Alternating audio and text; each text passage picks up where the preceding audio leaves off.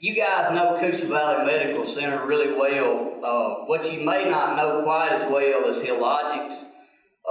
We have partnered with Healogics, and Healogics is one of the largest wound care companies in the United States. They have about 700 centers nationwide, and they see about 330,000 wound patients per year. So a very large organization, and we partnered with them in this endeavor to help us be successful in wound care and be able to provide all the services that our patients may need when they visit us there. This was a Facebook flyer that I saw out, and I just copied it and pasted it to the slide, but it just basically says that instead of covering up your wound, heal it. If you're suffering with a chronic wound, we've got good news. We're opening a center, and we've got the phone number listed there. And basically what you need to do is get a referral from your physician, primary care physician, and we can also help you do that. If you just call directly to the wound center, we can help you get a referral as well if you have a wound. Because if you have a wound, we want to see you and try to help you get that wound healed. So why is specialized wound care important? It offers hope for healing chronic ulcers and wounds because millions of those occur each year in the United States. There are 29 million Americans right now that have diabetes, and out of those 29 million, about 7 or 8 million of those don't even know that they have it. And so it's a huge problem across the nation, and diabetics are at 10 times the risk for developing a chronic ulceration sometimes in their life. This is a little graph that kind of shows you the prevalence of diagnosed diabetes in America, and as you can see, over the next several years ahead, we're projecting that diabetes will just increase. So if the diabetes increases, we expect wounds to increase along with that as well. This just kind of gives you some basic ideas about why there is a growing need for wound care. We have because of higher technology and because people do live longer now than what they have in years past because of advances in medical technology, we're going to have a much older population. Higher rates of diabetes, as we already talked about. Other chronic disease processes, because there are several other diseases that people may have that might predispose them to ulcers as well. Diabetes is certainly not the only one. Other inflammatory conditions in the body like osteoarthritis, rheumatoid arthritis, lupus, different diseases that are over-responsive immune system can have an effect on this as well and can cause chronic wounds. And of course, obesity because of weight-bearing issues and so forth. But all of these things can equal higher rates of chronic wounds.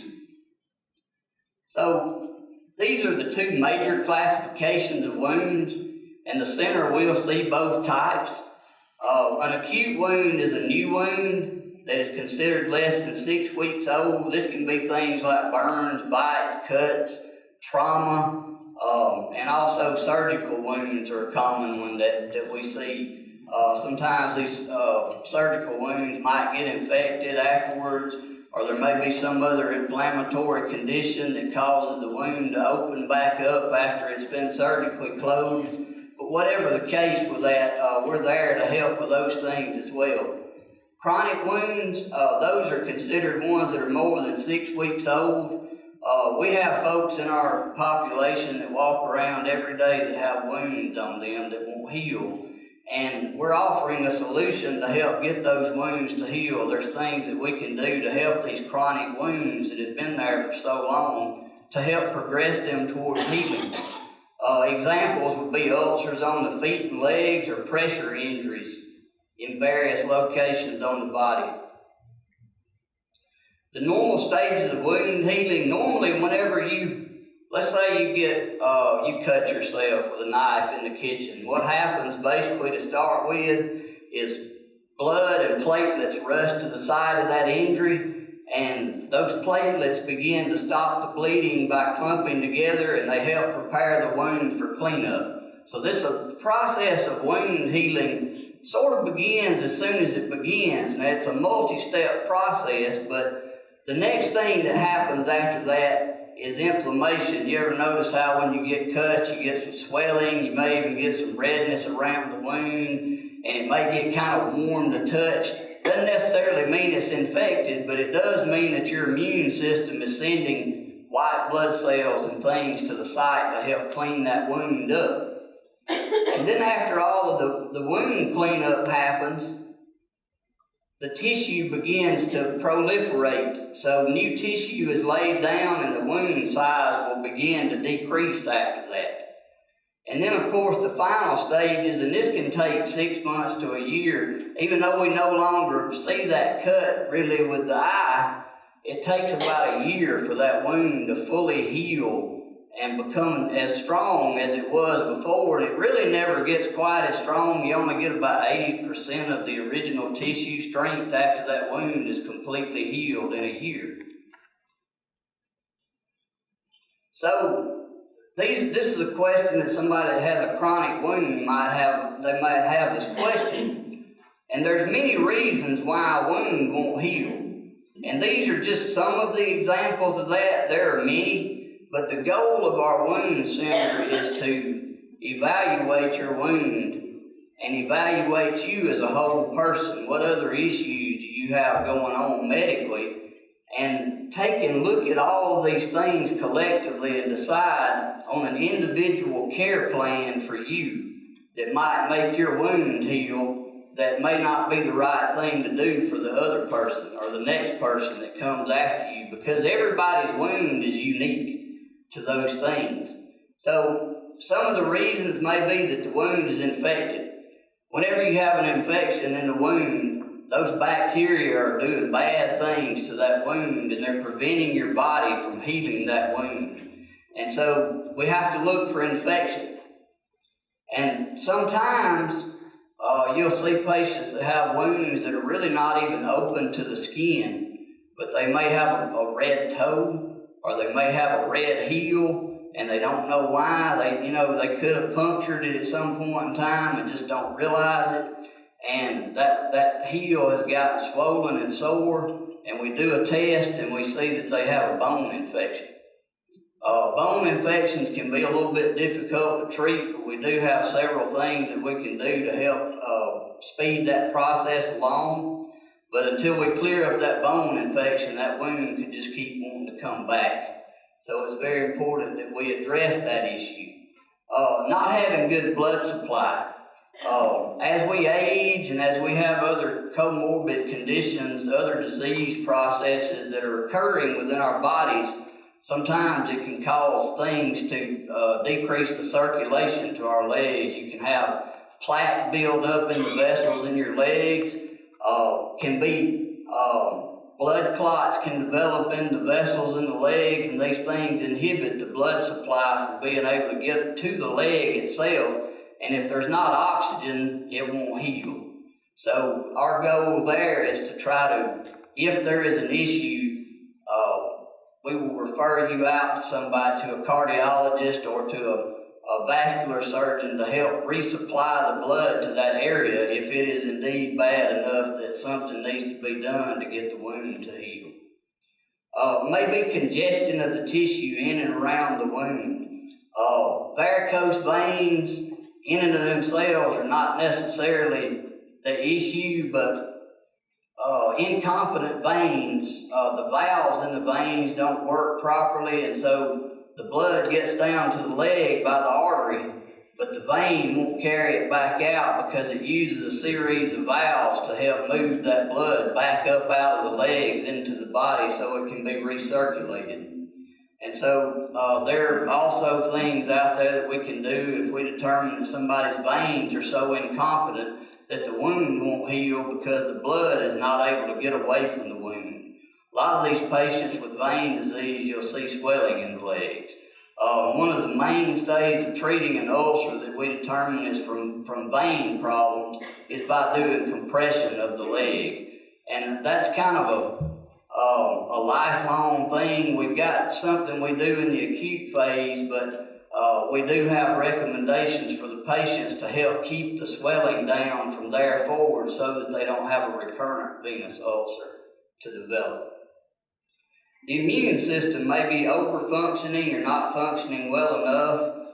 Cancer patients, we see a lot of times because of what the chemotherapy does to your immune system, and because of other diseases that people may have. Some of those things I mentioned earlier, rheumatoid arthritis, lupus, some of those other inflammatory conditions can keep that wound in a inflamed state and not allow it to progress to that stage where it can start laying down new tissue.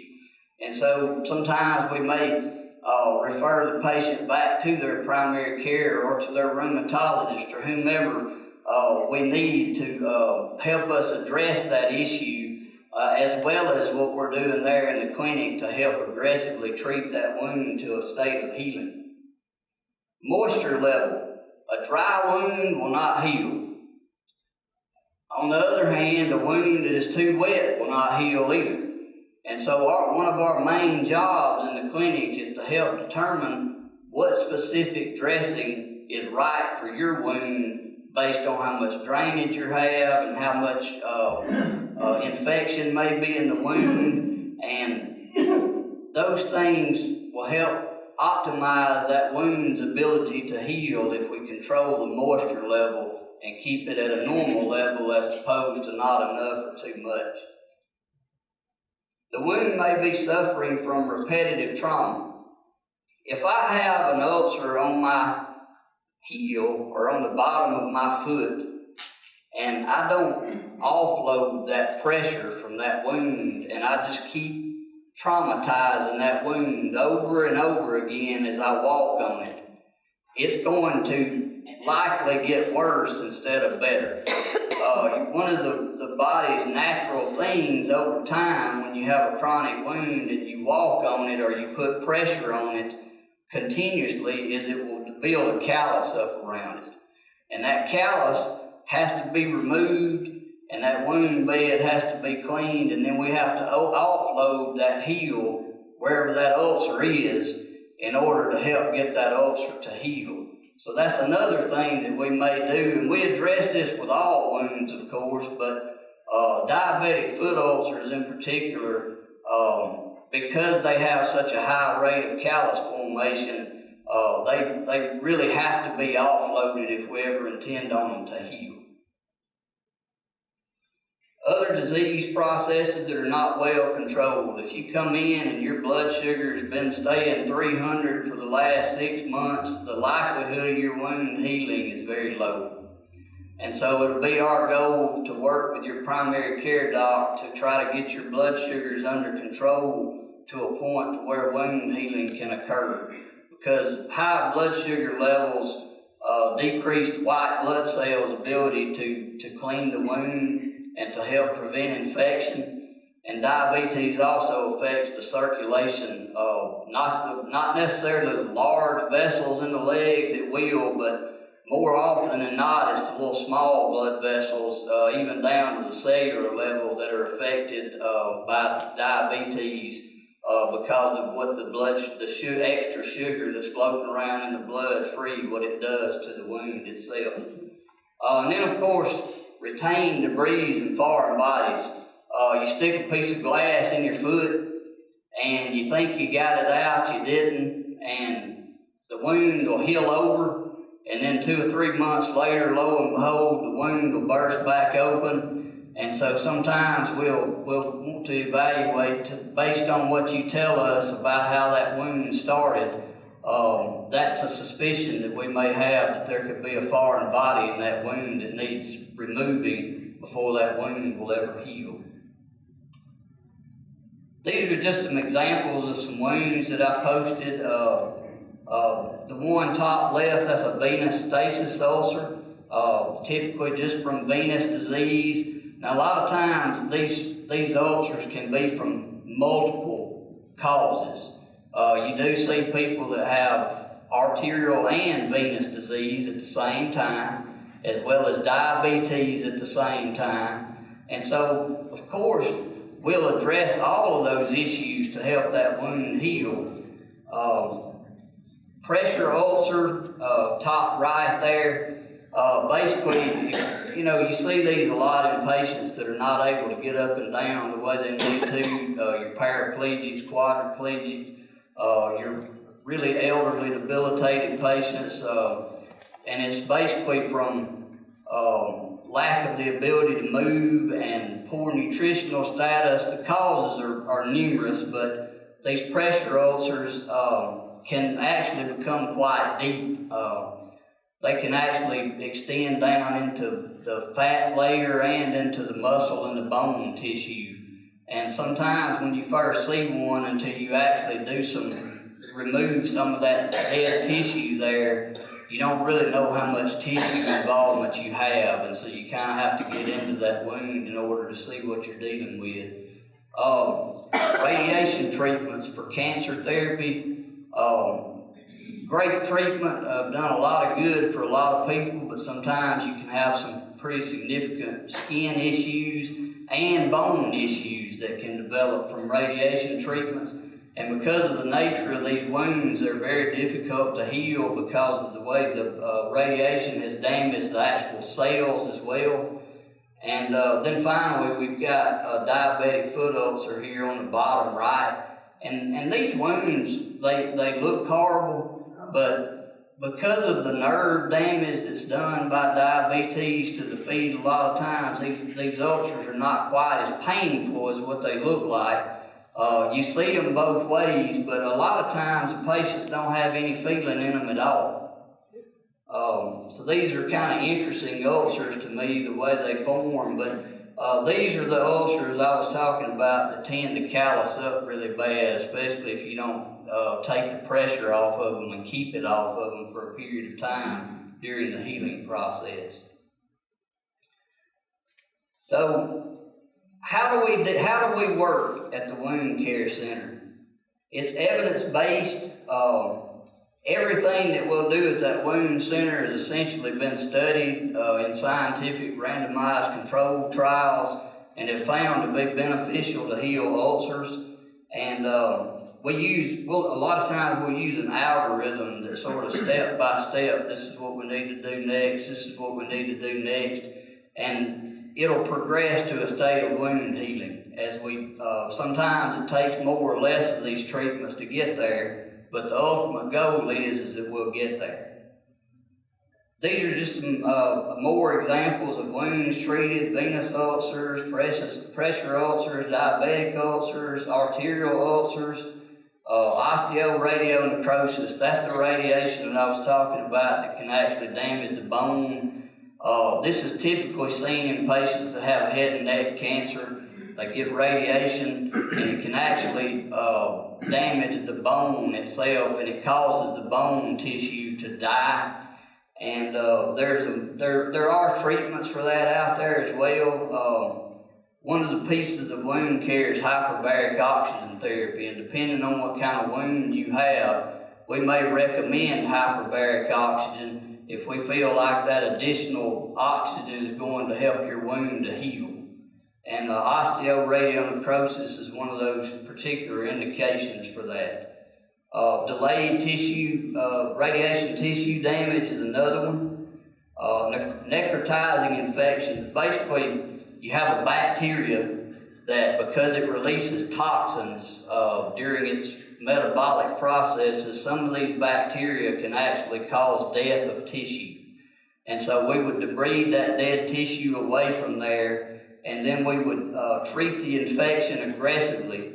And all of these things are done based on how good the circulation is to the area of the body where that infection is occurring.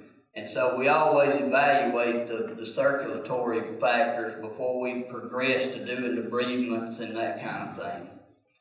Osteomyelitis, or just infection in the bone. Skin irritations.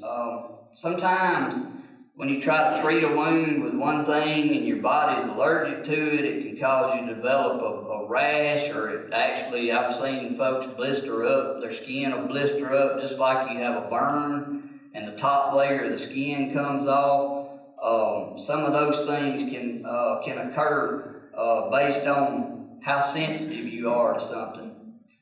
Surgical wounds and neuropathic ulcers. Neuropathic ulcers are essentially just a term for ulcers that occur because you can't feel your feet.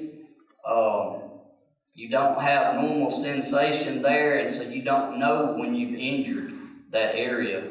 And so that ulcer develops there because of that. And so we would help provide education to the patient and the family on how to future avoid those ulcers from occurring because of those sensation problems in the feet.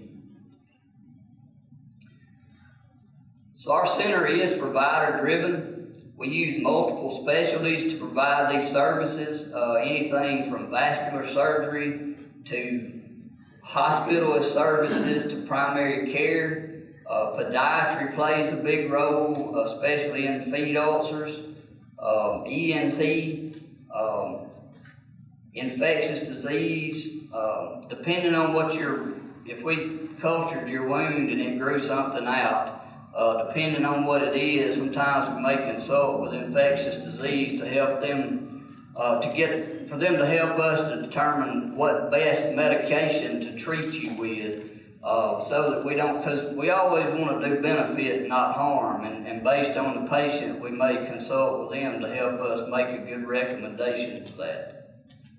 General surgery, sometimes if somebody comes into the clinic and their wound has so much necrotic tissue or dead tissue on it, so much tissue that's not beneficial that needs to be removed, it may require the patient go into a surgical suite. We'll make those determinations after we see the patient and move forward with that proceedingly. Pulmonology, on occasion, based on pulmonary issues, we may refer you back to them for additional treatments as well. So we do use a systematic approach to wound healing that was developed by Healogics, whom we've partnered with.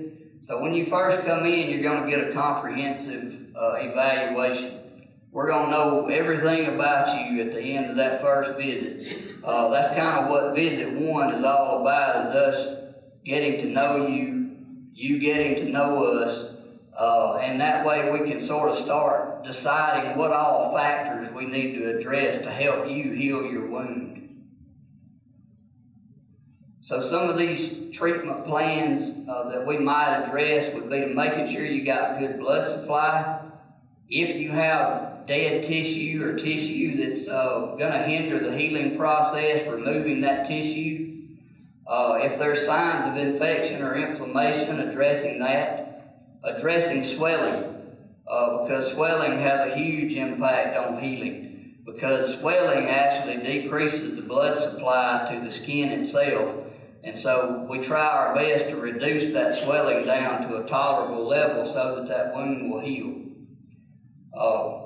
The healing environment for the wound, that goes back to the moisture, making sure that the wound is not too moist or not too dry. Making sure that we optimize tissue growth.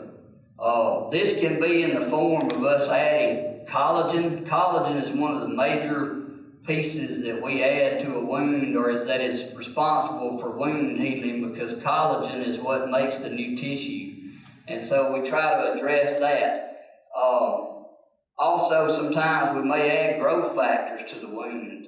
They're on a cellular level, there are these factors that help build new blood vessels within the wound and help build new skin itself within the wound. And sometimes when you take a big hunk of skin away and you have this wound, in that wound bed there's actually no skin cells anymore. And so that wound has to heal from the outside in. And so it's very important that we take care of that wound edge and make sure that there's constantly new cells being produced by the edge of that wound. And that's what will help that wound slowly close in. And then we can add basically what we call is a dermal substrate, but it's almost like a scaffold. And that scaffolding lays in the wound bed and allows that those cells to basically crawl across there. And when those cells have been able to crawl across there, then new skin can be developed. Pressure offloading, whether it be by some kind of a special shoe, special boot. Sometimes we, especially with diabetic foot ulcers that meet certain criteria, there is a special kind of a cast that we can apply to the patient's leg to help give us that offloading that we need during the time that it needs to be there so that that wound can actually heal. And then, of course, controlling pain is key as well. In the office, we'll use local anesthetics at the side of the wound bed to help decrease the sensation of pain while we clean the wound bed up and get it prepared for a new dressing each time. And then, of course, optimizing those other disease processes the patient may have. Wound debridement, we kind of talked about that, but just taking off the non-viable tissue to help promote healing, because that dead tissue is basically just a petri dish for bacteria to grow. That tissue itself is not necessarily infected, but it's food for the infection that may get into that wound. And so we'll take all of that off to make sure that that wound is clean. Antibiotic therapy for infections. Negative pressure wound therapy has a big place in the wound care industry these days, and if anybody in here has ever experienced a wound vac, they're a little bit cumbersome. We have a lot smaller and a lot more easy to manage systems now than what we did in years past. But basically, by putting negative pressure on that wound bed, you can improve healing times because it helps pull blood supply to that wound bed. It helps increase the growth factors that are needed for that wound to heal, and it helps bring collagen to the wound bed itself. So negative pressure really has a place in this industry these days. Multi-layer compression therapy for venous disease and edema management. The literature tells us to put as much compression on as we can based on how much blood supply you have. So if you come in, your legs are swollen, and we feel like you've got a venous ulcer, and we need to get some of that swelling out of your legs, in addition to putting that dressing, that special dressing on that wound to help it heal, we'll need to put another dressing on top of that to help compress the limb so that that swelling will decrease. And those things combined will help that wound to heal a lot faster. And then, of course, we talked a little bit about skin substitutes and growth factors. And then, of course, screening and referral for hyperbaric oxygen therapy depending on what type of wound that you have. Some wounds have higher recommendations for hyperbaric oxygen therapy than others. It'll be our job to decide if your wound meets the criteria for that as well.